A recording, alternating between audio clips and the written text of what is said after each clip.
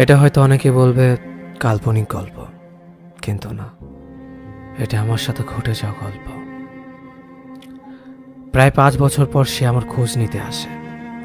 আজকে তার ছেলে চতুর্থ জন্মদিন।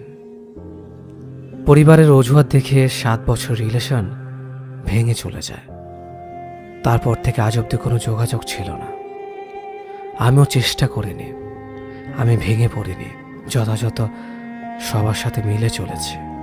তখন হয়তো তাকে একজোড়া কাচের চুড়ি, একটা নীল শাড়ি কিনে দেওয়ার মতো সামর্থ্য আমার ছিল না। কিন্তু আজ গোটা চুড়ির দোকান, নীল শাড়ির দোকান কিনে দেওয়ার সামর্থ্য আমার আছে, কিন্তু সে নেই। কেউ চলে গেলে ভেঙে পড়তে নেই, নিজেকে এমনভাবে তৈরি করুন সে যেন দেখে আফসোস করে। কেন ঝিনুক কুড়াতে গিয়ে মুক্তকে হারালাম? সবার উদ্দেশ্যে বলছি, পরিবারের অজুহাত দিয়ে, বেকারত্বের অজুহাত দেখে ভালোবাসার মানুষটাকে কষ্ট দিও না। যে মানুষটাকে এত ভালোবাসি তাকে কেন আমরা শেষবেলা অজুহাত দেখে চলে যাই? 8 বছর পাগলের মতো একটা মেয়েকে ভালোবাসার পরেও তাকে পেয়েও হারিয়ে ফেলে ছেলেটা বেঁচে আছে, ভালো আছে, ছেলে সন্তান সংসার নিয়ে সুখে আছে। সারা দুনিয়ার বিপক্ষে গিয়ে হিন্দু মেয়েটা হাত ধরেছিল মুসলিম একটা ছেলের। ভালোবেসে নতুন একটা জীবন শুরু করতে চেয়েছিল, ভালোবেসেছিল, তাকে চেয়েছিল। মেয়েটা মরে যায়নি, বেঁচে আছে। প্রতিদিন অপমানিত হয়ে মেয়েটা কাঁদতে কাঁদতে চোখের পানি শুকিয়ে ফেলেও বেঁচে আছে, দিব্যি হাসি খুশি। একসাথে সারা জীবন বেঁচে থাকবে বলে কথা দেওয়া মানুষগুলো দুজন দুজনকে ছাড়া ঠিকই বেঁচে আছে, অন্য কারোর জীবন সাথী হয়ে, না হয় একাকী বেঁচে আছে, তবুও তো বেঁচে আছে। মেয়েটা কথা দিয়েছিল সারা জীবন তোমার পাশে আছে, কিন্তু মেয়েটা কথা রাখেনি, তবুও ছেলেটা বেঁচে আছে। একাই ভালোবেসে অপেক্ষা করে করে বেঁচে থাকা মানুষগুলো বেঁচে আছে। বেঁচে থাকতে শিখতে হয় প্রিয়। একান্ত 5টা মিনিটের জন্য হলেও নিজের জন্য বেঁচে থাকতে হয়। যে তোমাকে হাজার স্বপ্ন দেখে ছেড়ে চলে গেছে, সে তোমাকে কথা দিয়েছিল কখনোই ছেড়ে যাবে না। যে তোমাকে বলেছিল আর কেউ থাকুক বা না থাকুক, সে তোমার পাশে সবসময় থাকবে। সেই মানুষটি পেয়ে তুমি নিজেকে সবসময় সুখী মনে করতে, যার জন্য অন্যদের ইগনোর করতে। যে মানুষটি তোমার কল লিস্টের ফেভারিট পার্সন ছিল, কিন্তু তুমি আজ তার ব্লক লিস্টে। যে মানুষটি চ্যাট লিস্টে সবচেয়ে উপরে ছিল, কিন্তু আজ ফ্রেন্ড লিস্টেও নেই। সেই মানুষটি যে তোমার সাথে কথা না বললে এক মুহূর্ত থাকতে পারতো না, কিন্তু আজ তোমাকে একটি বারের জন্য মনে করে না।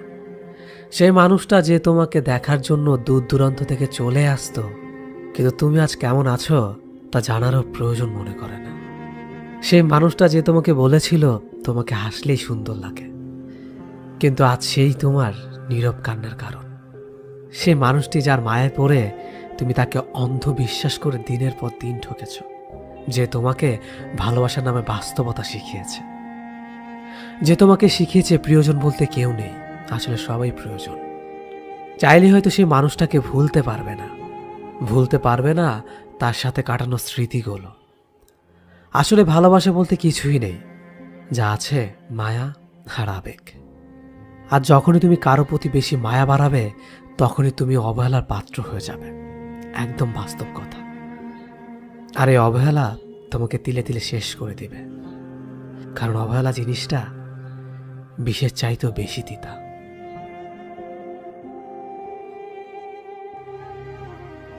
জীবনের শেষ মুহূর্তে এমন অনেক অনুভূতি থাকে যা বলে লিখে প্রকাশ করা যায় না। শুধু একজনের জীবনের অন্তরালে থেকে যায় আচরো দীর্ঘশ্বাসের অনুভূতির নীরবতা। কেবল সেটাকে বুক পকেটে রেখে নিজেকে অনলে পুড়িয়ে একান্তই পাওয়া যায়।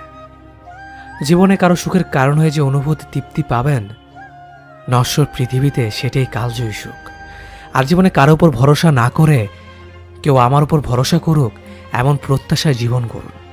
হরফ করে বলতে পারে জীবনে সুখের কমতি হবে না। একটা সময় দেখবেন স্বার্থপর অবহেলা বিচ্ছেদের ধরনীতে সুখী মানুষের তালিকায় আছেন। জীবন সীমাহীন না, সীমাবদ্ধ।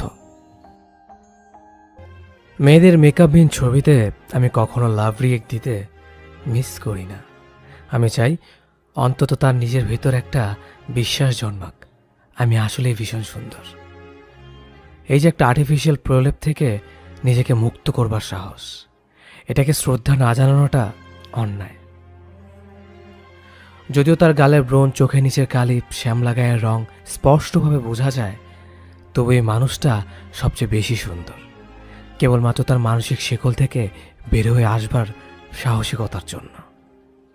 মানুষ মাত্রই সুন্দর। তুমি যে গুইসাপ না হয়ে মানুষের দুনিয়াতে এসেছ, এজন্যই তো তোমার সৃষ্টিকর্তার কাছে কৃতজ্ঞতা জানানো দরকার।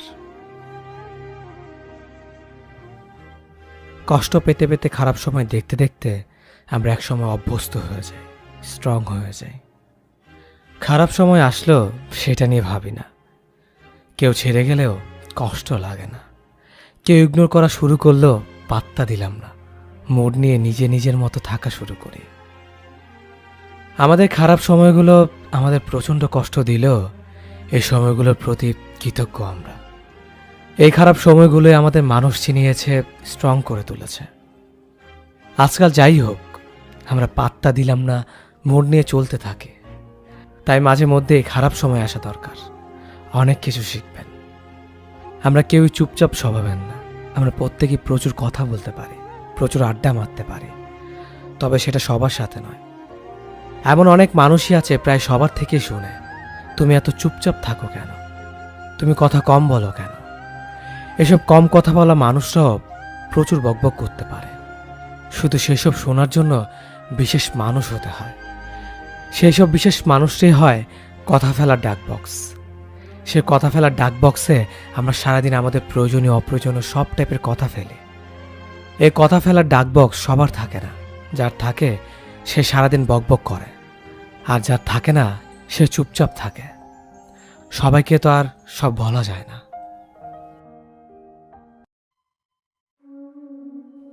আচ্ছা, বিয়ের পর নাকি সব কিছু ঠিক হয়ে যায়? তাহলে 2 বছরের বেবিটাকে কোলে নিয়ে দূর থেকে প্রিয়জনকে দেখে কেন মানুষ কাঁদে? তবে কি ধরবো মনের অগোচর সব রয়ে যায়? শুনেছি মানিয়ে নিলে নাকি সব কিছু মিটে যায়। তবে 30 বছরের সংসার কেন ভেঙে যায়? তবু কেন মানিয়ে নিতে নিতে লোক আত্মহত্যায় সামিল হয়? তবে কি ধরবো মানামানি তো লোক চরমভাবে হেরে যেতে বাধ্য? পরিবারের জন্য ভালোবাসা ত্যাগ দেওয়া কি সঠিক, নাকি ভালোবাসা আগলে রেখে সময়ের সঙ্গে চলা উচিত? কিন্তু মনের ইচ্ছের বিরুদ্ধে কাউকে খুশি করতে চাইলে তাকে শুধুই ভালো রাখা যায়, ভালোবাসা হয় না। তাই হয়তো ভালোবাসা মানে ভালো রাখা হলেও ভালো রাখা মানেই ভালোবাসা নয়। কথাগুলো আপনাদের কাছে কেমন লেগেছে অবশ্যই কমেন্ট করে জানাবেন। ধন্যবাদ সবাইকে।